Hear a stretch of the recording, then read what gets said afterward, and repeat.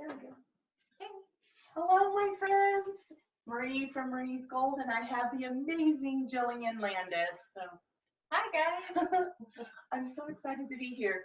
She's got her room all set and beautiful, and it's amazing. And so I'm just excited to have you here. I've known Jill 3 years now, at least 3 years, and we've met through various fun networking events, including women's groups. I think we thrive. I've gotten to see her speak several times.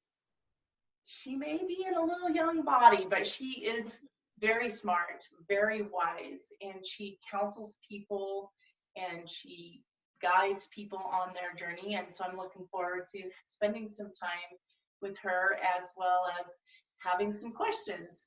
And our goal today is just to see where the conversation takes us.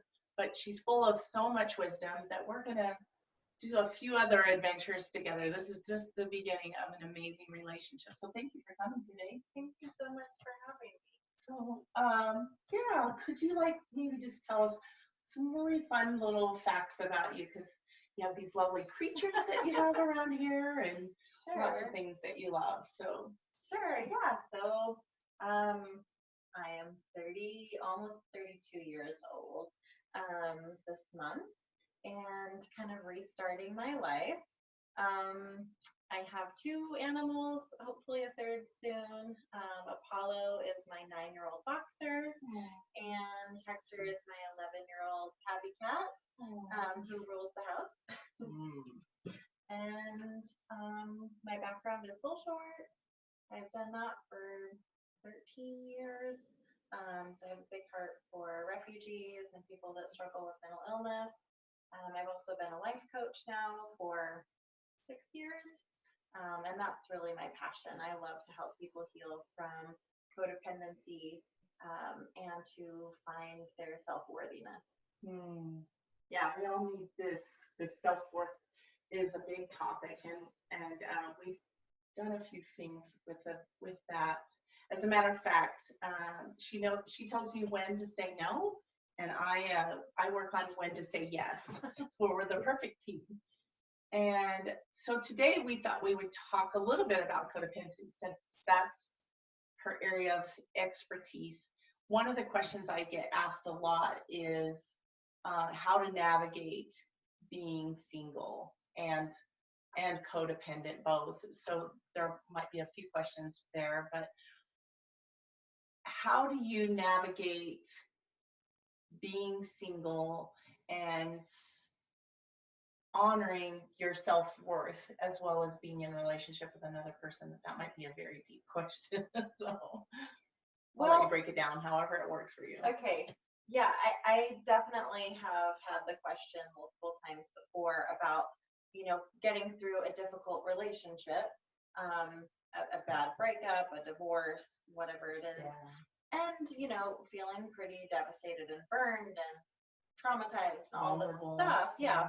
And then, I hear a ton of fear around not wanting to do it again, not wanting to make the same mistakes, not wanting to attract the same person. And I also think there's a lot of cultural judgment around that, where you should or shouldn't, and the judgment around how long you should be single and what that should look like, and who should be your next person. And I just think there's a lot of shoulds and a lot of pressure of what to do or not do. And fear. So much fear. Well, that all perpetuates a lot of fear. And so, I've had a few clients who will sit down in my office for the first time and say, I vowed to take a year off so that I can heal myself and not attract the same codependent relationship. And to that I will laugh. How can you not be in a relationship with people? Well, I just think it's a little unrealistic to think that I am going to take a year off and make myself perfect enough, good enough not to attract another person that's going to cause some codependency struggles in me. If I have need to heal in codependent areas, the universe is kind enough to send me the people I need to trigger those things so that I can deal with them. I believe in that. And that's not necessarily a romantic relationship. That's all relationships. True. I've struggled with codependency in romantic relationships and family relationships and friendships and those of us that are parents, even with our children, we Totally. struggle where those lines are. So it's every relationship. Every relationship. Teacher, student. Totally. Work has been a huge one for me. Work. Yeah. Yeah. So I just think it's really unrealistic to think that, you know, any stint of singleness is going to cure me of, you know, attracting. And that it's not a lifelong journey of healing. Mm-hmm. And I think that sometimes we are avoidant of attracting pain. And of course, you know, I don't think that we want our lives to be all pain. And there's a big difference between discomfort and abuse. There's a big line there.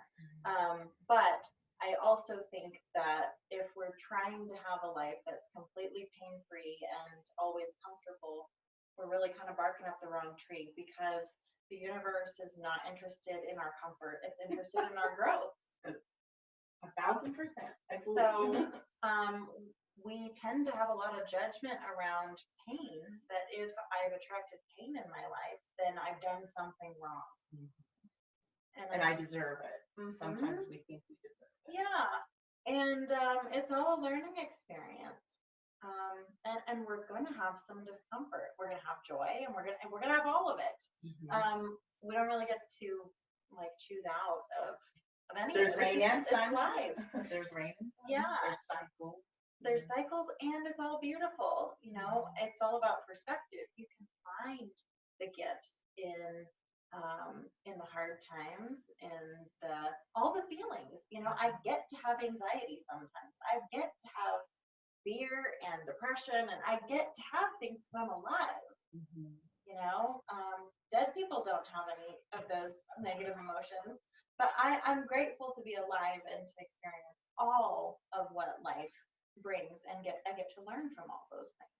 So you're using language that sometimes people don't understand. So you're saying I get to, and I love that language, but sometimes people don't understand. Like, so she's welcoming pain, and I get to makes it sound like, oh, there is some joy in the curiosity and the discovering that you get to learn new parts about yourself. So tell me why you use the language get to.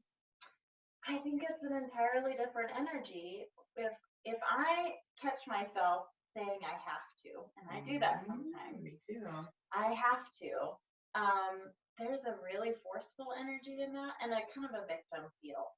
And a pushback, like, whoa. And it just doesn't feel empowering to me. When I use the words I choose to or I get to, I'm acknowledging my personal power. I'm acknowledging I can choose something different. So, you know, I can choose to definitely be empowering language. Definitely. Yeah, and so I'm really all about empowerment. Me too. It's really important to me. So yeah, we all experience some not great things in this life, but we do have a lot of power, how we choose to see it and the choices that we make in response to it. Yes, and just like changing a few words, just changing it from have to get to, like you said, changes the energy of it.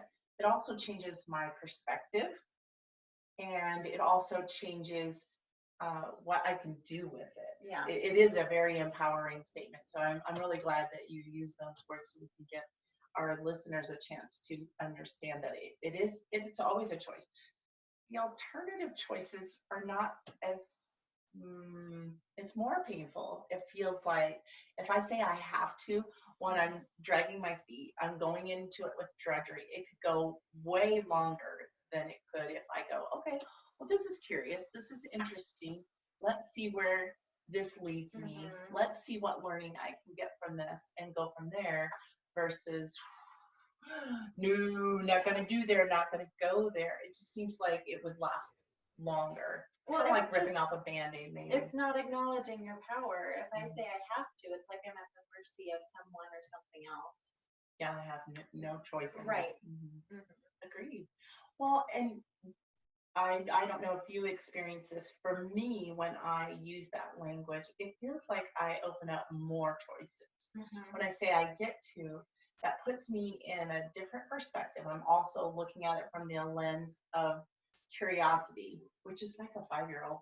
That's why I love 5-year-olds so much. It's because they look at everything like, wow, I get to do this, and then more opportunities, more choices open up for me. They really do. I have a good friend who is constantly saying, I wonder what good is going to come out of this. And it's such a wonderful reminder that we can always choose to have that perspective, even when we're going through difficult things. If the mindset is, I wonder, what good is going to come, and I know it's going to come, I just haven't figured out what yet. Like, it does happen. Like, it's amazing how what we focus on, yes, you can focus on the negative. It's there to find, but the positive is always there to find also. And it's just amazing how different the experience is. The very same situation, the experience can be so different if you are acknowledging the positive and focusing on that. And knowing that there is an end, or at least a transition to the positive and the joy, kind of like when you have a lot of rain and then all of a sudden the sun comes out and you go, oh, I really appreciate the sun. I really appreciate the rainbows. So true. The polarity of life. Very true. Very true. Yeah. So without the negative emotions or the negative experiences, we would not at all be able to appreciate nearly as much the joy and the love and the positive things that we experience as well. Yeah. So what advice would you give someone who has just left a difficult relationship and is in fear? How do they navigate that so that they know that they're being open to possibilities? I mean, is there an amount of time? No. No. Dang, no easy answers on this. No easy answers. No. Your intuition knows your time. And really, as much as I hear people say, like, I want to heal my codependency, okay, we'll start listening to your damn intuition, because that was where you lost yourself in the beginning. So if you want all those voices that were saying, don't do this, and you did anyway. Yes. So, healing your codependency or your codependent patterns, it's not magically healed in an amount of time. It's tapping into your intuition over and over and over and creating a pattern of being true to yourself that creates that healing. And that is done in and out of relationships. And I really, really encourage people to examine their motives. So if they're going to take time off, what is the reason why? Is it fear? Is it because I'm afraid of what I'm going to attract next? Is it because I don't trust myself? Is it because I'm afraid of pain? Fear is not a great motivator. So I would really, yeah. So if I'm going to take time off, is it because I'm scared of myself, or is it because I really love myself and I'm excited to build my, there's totally different energy. And, I'm going to take this time for me because I love me and this is what I'm going to do for me. And it doesn't really have anything to do with the other person or what they are. Self-care. Right. I also hear a lot of people say, well, I'm working on, my list of qualities I want in another person during this time. And again, it causes some pause for me. I think that the more that we're focusing on the other person and what they need to be doing and who they are, it's, again, this codependent pattern of obsessing about other people and what they're doing and fixing and managing and solving. Fixing and managing. Instead of looking inside and saying, who do I want to be? I deserve my time, energy, and attention more than anybody else does. So maybe it's time to put some of that care and love into myself, and then trust process, trust the universe, trust my soul. This is a huge thing. Trust that my soul will attract the person I need the most. Will that relationship be pain-free and comfortable? No. No relationship is. No. Just so you know, no relationship. You're not ever going to get perfect enough to have a perfect blissful relationship. It's just not going to happen. Like, you can have a great relationship, but you're going to have pain and discomfort. Like, that's just part And of disagreements and conflict, and like that's just part of Well, there's no relationship that's conflict free. No, there's no relationship. not like diamonds. Oh, yeah. No, there's no conflict. It does get easier. Just to say, you know, what we're saying here is not that that some relationships don't get easier, and there are easier relationships than some, but it's unrealistic to think anything's going to be pain-free or conflict-free. And again, I would differentiate here between abusive relationships and uncomfortable relationships. There's a big difference. Would you give them a few tips? I mean, I don't know really because some people need a little more definitive what's abusive and what's not abusive. And since you're so good about the topic of self-worth, I think weaving that in as far as when is it okay to stay in a relationship and when is it okay, you think, to transition out of a relationship? Are you able to care for yourself? That's a really good indicator.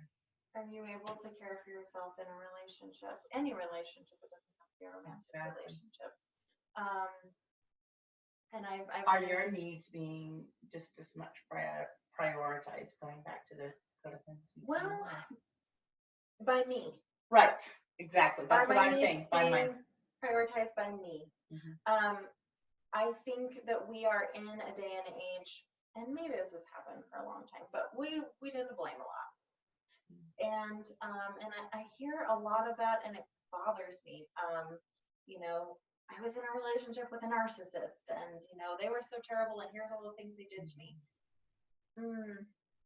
Well, I think that we put too much focus on what they were doing and what they did, and it's not an empowering statement. This is a two-way street. I'm not a victim of what I allow. So my part and the other part of that relationship is always there. It's always, what's my responsibility? What did I do to disempower myself? What did I put up with?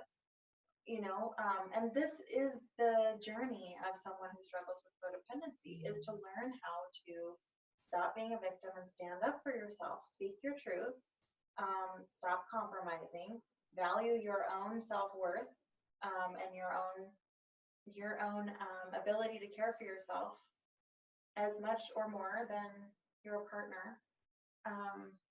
And that's the struggle, is that so many of us will say, well, I couldn't, and again, it's that disempowering language again, I had to, or I couldn't, or, you know, they made me. Stop giving away your power. Stop pretending that you're at the mercy of someone else. And it's a balance too, because I hear that a lot when you talk about compromise, because people think in a relationship there's compromise, which is true. But going back to what you said earlier, is this compromise something that's going to disempower me? Is it going to validate what I need in the relationship? Because there are win-win compromises. Yes, there are. There are lots of win-win compromises. It doesn't have to be either or. And I think when we're ending up in the either or, that's not a balance, right? No, and you don't compromise your self-care. There's lots of things that we can compromise. You know, I can compromise on, you know, I'll do the dishes and you take out the trash and do the cat box, or I don't know, like that's a compromise. You know, we can figure out things and find solutions that work.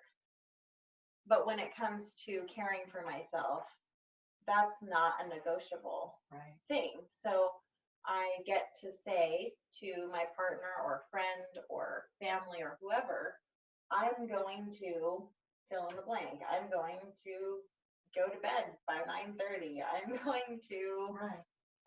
eat this food that makes me feel good. So I get to make choices, and there's no compromise in Right. that. So that's the difference to me is there are many things to compromise, but not my self-care.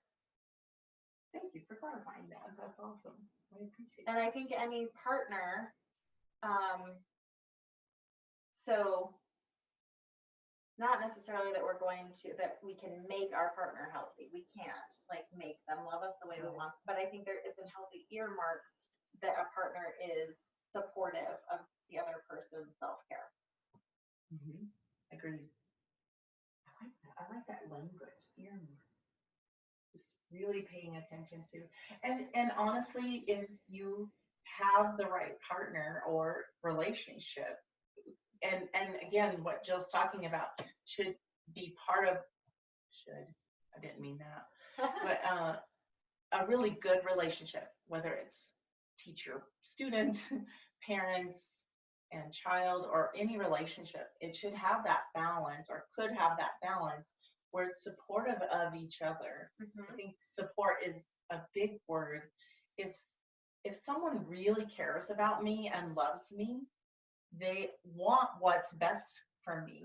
They want me to be healthy, as well as and it's mutual. It's always mutual. And I think that's an indicator of a good relationship. Is it mutual? Yes. Do you find yourself more often, it becomes codependent when I'm neglecting what I want for someone else? Yes. And is that an okay definition? Because you're the expert on the codependency. Although I feel like I've had a one or two in my lifetime. I think that you can't be human and not experience some codependency somewhere. But to know an indicator of what's a good relationship, so that as you're on this journey, you've just let go of a relationship that wasn't good for you, and you're investigating what is a good relationship. Just look at your interactions. I mean, even journaling, I think journaling is a way to see my relationships and go, okay, I noticed this pattern in me. And journaling over time really allows you to see some patterns that you may not see when you're just in your day to day. But is that mutual? Are you getting mutual support? Are you giving mutual support? Because sometimes we could be that person that's not reciprocating as much as we could to make that relationship a better relationship. So. Yeah, I definitely think that any relationship, romantic or not, it's important that we're respecting each other's individuality. I think that it's a problem in this culture when the relationship becomes the priority or the first priority over my relationship with myself, over my individuality. And spirituality too. Yeah, how many relationships do we see where, the hobbies kind of go away after a time, or the things that we're passionate about just kind of start to wither away because the relationship has now become the priority and everything. And it starts to become really sick, and people aren't sure why. And it's because we were attracted to the individual. And then when that person starts to go away, it causes tension for everyone. It doesn't feel good. Which brings up the next part for me is it's okay to have individual interests. That feeds a relationship. It's like creativity and joy and things that spark that it gives back to the relationship, that energy, being able to do things that bring us joy. That's not, I mean, we love doing things together. Like Joe and I really like doing things together. However, we both need that individual time to grow, as well as create and have relationships with other people that feeds into them. This really goes back to identity, and it's so huge for like a lot of people take on the identity of I'm a spouse, I'm a husband or a wife. I'm a parent. That's a really huge one, especially for women. Because the roles are so big. Yeah. Yeah. And then it's a big problem when the kids grow up and go away and I don't know who I am anymore. Yeah, who am I? Yeah. Not only is it important for that person, but if I am also, I'm a wife, but I'm also a writer and I'm a coach and I'm a, I like to garden. I have another identity besides just being a wife. Same with a mom. If you have another identity, I love to do these things. I'm really good at this. The children have a totally different experience too. And it's so good for them to see that my identity is not just mom. It's or so grandmothers healthy. the same, because my grandkids know that I have little adventures of my own, and sometimes they get me all to themselves, and sometimes they get Joe all to themselves, and they respect that. Like Joe's hobby's golf, and it always will be, and they're like, oh, well, can we stay this long? I'm like, no, Papa has golf in the morning, or Grammy has a class, and it's healthy for them to see also that they can make those choices for themselves too. It's okay to have an identity set. I'm glad you brought up identity. That's awesome. Separate and individual from your spouse. And I think that keeps that relationship healthy and growing, and so much so. It's like fertilizer.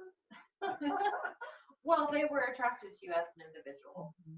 The more that goes away, the more the relationship suffers. Well, and that's why people come up with the comment, "Oh, you've changed," right? They'll go, "Oh, well, you were this person when we met, and you've changed." No, you just stopped doing those things that brought you joy. Those things that really fed into you growing as an individual. Yeah, so important. And nobody can make you lose your identity. Nobody can pigeonhole you into, you're just mom or just spouse. Like we get to have that personal responsibility of other people will push for us to stop doing those things. That's selfish. That, you're a mom now, you shouldn't blah, blah, blah. That happens all the time. Yeah. It's so important to recognize the choice we have to say, thanks, but no thanks. I appreciate your feedback. And acknowledge that this is healthy for me, this is healthy for them. Which to is love a boundary. me is to love other people. So there is a lot of pushback out in the world that you're going to experience. So learning, and again, going back to the codependency thing, so much is about finding your voice and about being able to say, thanks, but no thanks. I'm going to do me.